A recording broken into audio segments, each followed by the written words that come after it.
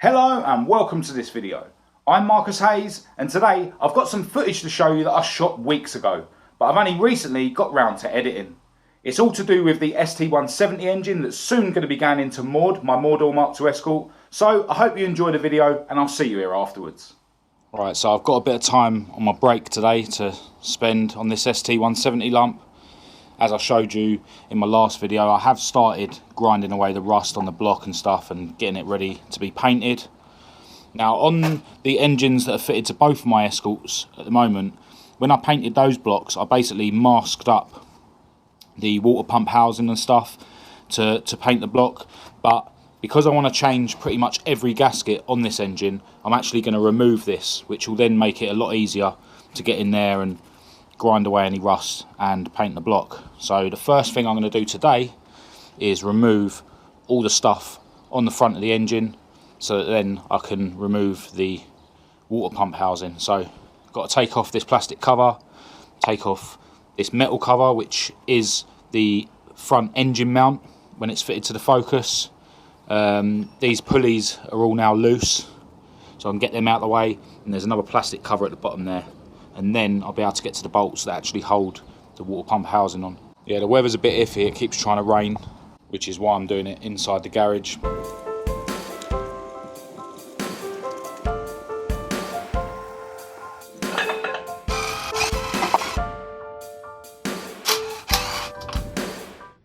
So there we go, there's all the bits that I've removed so far.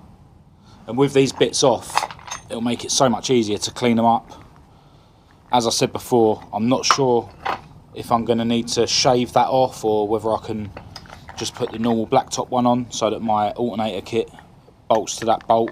I've got this gasket here on the back of the water pump housing, which you can get at Burton Power. But with everything removed, you can see that it's much easier to get to here to grind away the rust, and makes life easier when masking up to paint the block. So I think what I'm going to do now, before I've got to go back to work, is just spend a little bit more time getting rid of some of the rust on the block, and I'll just poke a rag in that hole so I don't get dust in there.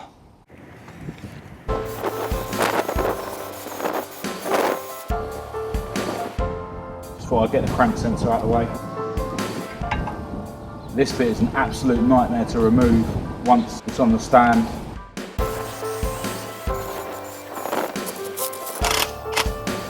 Haven't got a clue what this thing is, but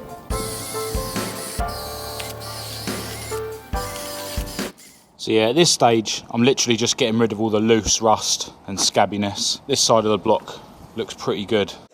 This side was a bit rusty, especially round here. Maybe there was a coolant leak in the Focus. Yeah, it's not cleaning up too badly. Alright, so it's now the next day and I'm back around the garage on my break.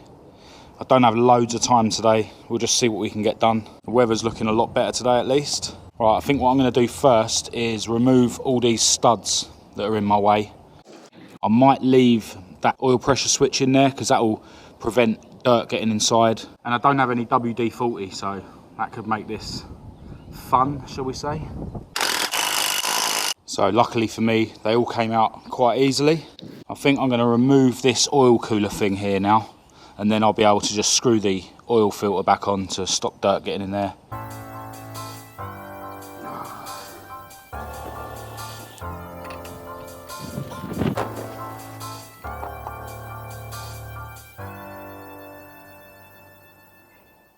The way these work is the coolant goes through them to cool the oil. What they're also good for is helping the engine warm up a bit quicker, because not only does the coolant cool the oil, but it also warms the oil up when the engine's cold. The problem with these is that when the seals go inside, there's a risk of you mixing oil and water, which obviously isn't good. But with this out of the way, it means that I can grind the rust away around here, and obviously it makes it easier for painting the block as well. Right, so now I'm going to go to town with this rust, try and do a much more thorough job and get it ready for painting. I've got all these new wire brushes from Tool Station yesterday. Should make the job a bit quicker than using my really old ones. I forgot the most important thing, always look cool when you're working on your engine.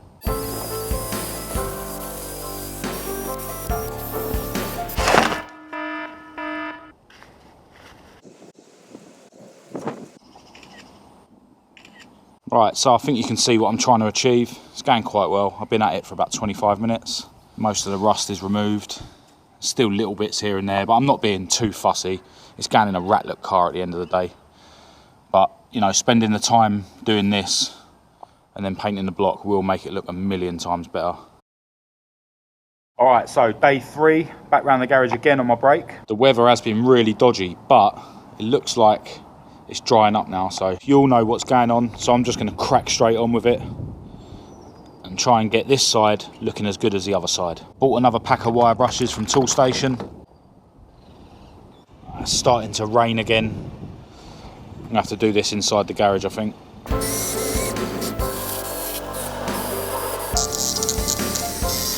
Let's go back outside with it. I can see a lot better out there. Looks like it might stay dry now anyway.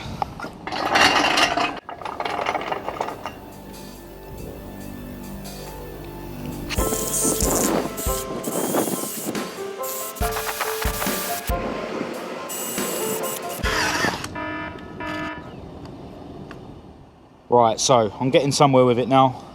This side was a lot more rusty than the other side, so it's a bit harder, but yeah, it seems to be going quite well. I've already gone way further with this engine than I did with a blacktop that's already in MOREDOOR, and the paintwork on that block seems to last fine. I'm going to remove this breather box now.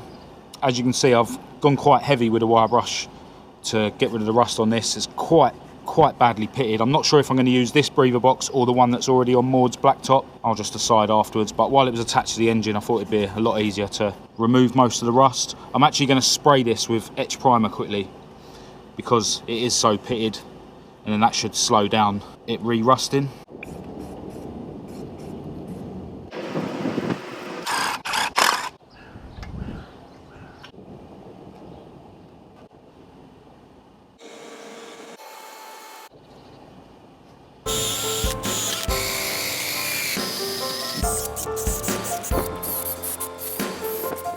Here comes the rain again. Probably a good sign that it's time to stop and go back to work. This side's looking pretty good now. Still a few little corners to get in and finalise, but yeah, it's very nearly there. Right, so day 4, and I'm round here before work. Probably got about half hour before I have to actually go to work, so let's crack on with it. The first thing I'm going to do is get this coil pack out of the way. I think it's about time I remove this dipstick as well.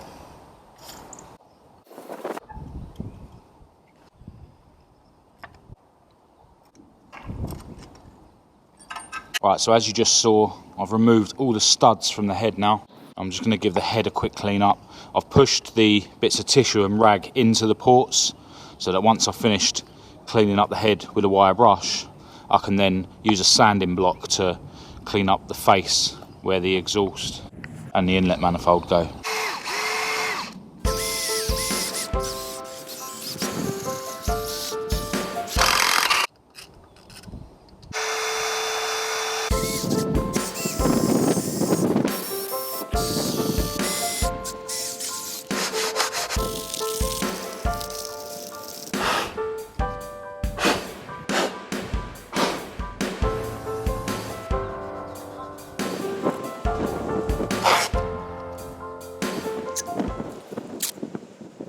Alright, so that's where I'm at.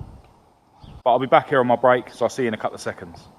Right, so back round here on my break. I've probably got about an hour and a half until I've got to go back to work, so should get plenty done. So like I did earlier on this side, I'm just going to clean up the head around this side, which is not as bad as the other side, so it shouldn't take too long at all.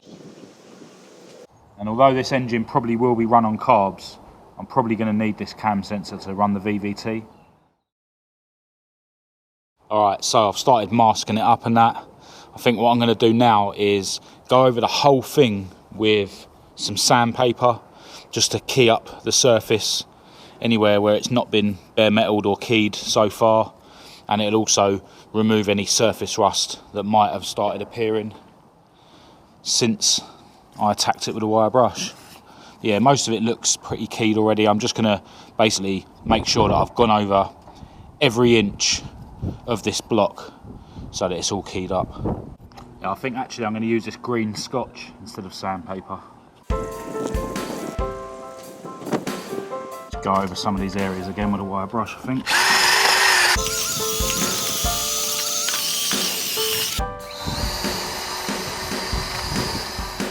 Alright, so the wire brush on the drill turned out to be a much better way of keying it up.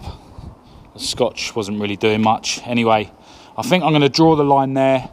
You know, the more I look at it, the more I start seeing little bits of rust, but I've already gone way further than I need to be honest. So I think now I'm just going to focus on degreasing the whole thing, because that's really important when it comes to ensuring that the paint sticks. So yeah, give it a nice clean up with degreaser, and then I can finish masking it up and get some etch primer on it. And the degreaser I'm using is this WD-40 degreaser. It's not the cheapest way to buy degreaser. They sell this in Toolstation, but because it's, you know, a spray can, you know, you can use the pressure, which sometimes helps to get dirt and grease out of the little corners. So yeah, just going to use that with some mutton cloth.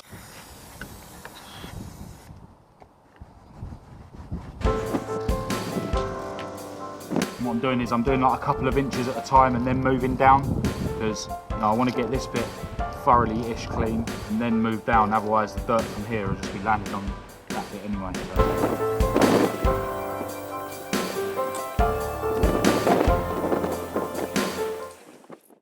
Right, got both sides of the block all degreased up now. So now I just need to mask everything up that I don't want to get paint on. My camera's running out of battery, so I'll crack on with this and I'll catch up with you afterwards. I haven't bothered masking the rocker cover because I'm probably going to powder coat this black and use this on a Mark 1, because this one's got a lot less corrosion than the one on the Mark 1 had, and that's why the paint reacted on the other one. I've also put masking tape in all these threaded holes. Not only will that stop excess paint building up on the threads, which I will be putting a tap through anyway, but it also means that any dust in there from cleaning up the block won't then get blown out from the pressure of the paint and end up on the wet paint. I am going to paint this part of the head. Obviously I've masked up the faces where the manifolds go, and that's because on the ST170 in the Mark 1 and the black top that's already in MOREDOOR, I regretted not doing that, because you know, this, even though it's an alloy head, it does sort of start coming up with that fluffy white stuff, so I'm going to give that a spray as well. So yeah, pretty much ready to get the etch primer out and give it a shake and give it a coat. And I'm using this Isopon zinc primer. I prefer the U-Pole stuff, but I got this in Halfords and the U-Pole one in there is like 20 quid nowadays, which is ridiculous. So yeah, this should do the job. Because it's so windy, I think I'll push this out the way of Maude so that I don't get overspray on her. And also, there's a sunny patch around here, so that might help the paint dry a bit better.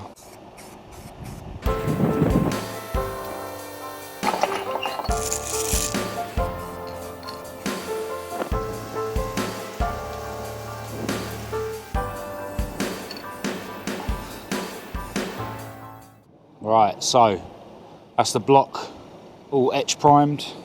Gone a bit heavier with it than I intended to, but I'm going to leave it a good few days, maybe even longer, before I actually put the colour coats on. Now that it is in primer, I can see flaky bits of rust and stuff in the corner, which I couldn't see before, but I've already gone further than I planned to, so I think I've been fussy enough for an engine that's going in a rat-look drift car. Time for me to pack up and get back to work. Alright, so a couple of days have passed since the last clip and I'm around the garage again on my break. Now, I don't have much time today, but I thought I'd at least get a coat of paint on this ST lump. Now the weather is nice today, but it's absolutely freezing, which isn't ideal conditions for painting, but I don't want to wait till the summer to get this engine painted. The paint I'm going to be using is this Plasticoat Fast Dry Project Enamel, which I got from Hobbycraft, believe it or not. Now, the only reason I'm using this is because I've seen on the internet that a couple of quite well-known engine builders actually use this to paint their blocks. So if it's good enough for them, it's good enough for me. And it is enamel, which is what people usually paint their engine blocks with. So I can see why it might be good. And I've used this before. The engine block of the Zetec that's in MOREDOOR now is painted with this, and the engine block of the ST lump that's in Ester is also painted with this stuff, although I've done that engine in black. The reason I'm going to be painting this engine silver, and I actually wish I did on the ST lump in Ester as well, is because you're able to see oil leaks a lot easier than if it was black. Now, just to improve how well the paint goes on, I've actually been heating it on the top of my engine for the last couple of minutes. Now, I just thought that this paint wasn't working, but I think this plastic cap needs to be removed from here. And then that'll enable the nozzle to be pressed down far enough. And obviously I'm going to go really light on the first coat, so let's see how it goes.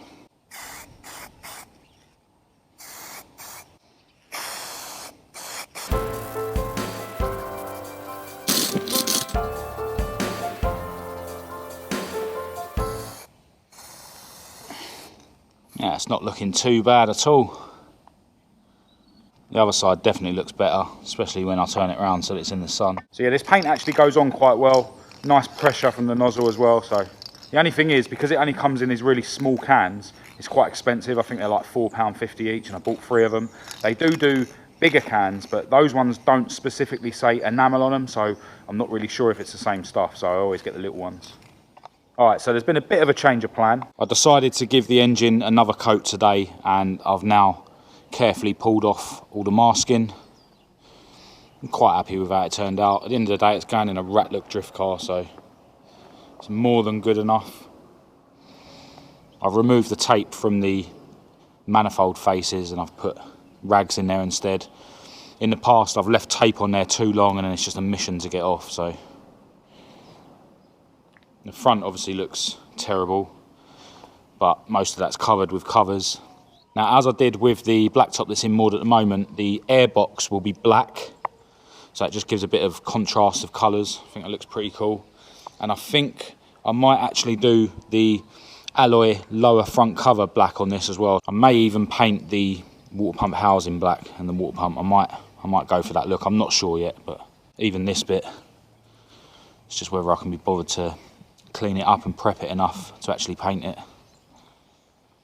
But yeah, I think the next thing I'm probably going to do with regards to this engine is change the core plugs. I've got a fresh set of them, and I'll probably have a go at getting the ring gear off of the stock Zetec flywheel and fitting it to the IK Engineering lightened flywheel and see if I can save this flywheel and reuse it.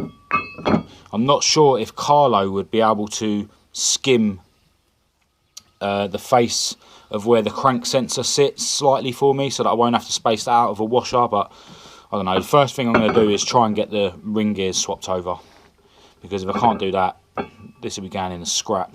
I've also ordered a paddle clutch kit from Turbo Sport and a genuine Ford clutch fork, which I'm hoping will be going on to the ST engine, but the clutch rattle in MOREDOOR is getting really bad at the moment, so who knows, maybe that clutch kit will end up going in MOREDOOR while the blacktop's still fitted, but fingers crossed the clutch that's fitted now will last until I get the new engine in. So there it is, MOREDOOR's engine's looking a million times better. It's quite a long process, but if you do it over a few days like I did, it's not really that bad. And I'd highly recommend anyone who is fitting a new engine to your car, take the time out to paint the block. It really does make a massive difference. There's nothing worse than bolting a load of nice shiny bits to an old rusty engine, in my opinion. Before I end this video, I want to send a massive thanks out to everyone for your continued support on my channel, especially those who have been grabbing stickers. It's going to be a massive help. Other than that, if you did think this video was any good, please do give it a thumbs up and a share. If you didn't, give it a thumbs down. Click subscribe and activate the notification bell to be kept right up to date with any other videos that I post in the future. Make sure you check out my Facebook and my Instagram, and I'll leave the links you need for that in the description, along with my email address for anyone who wants to contact me, as well as details for anyone who wants to purchase some stickers. But other than that, until next time, thanks for watching.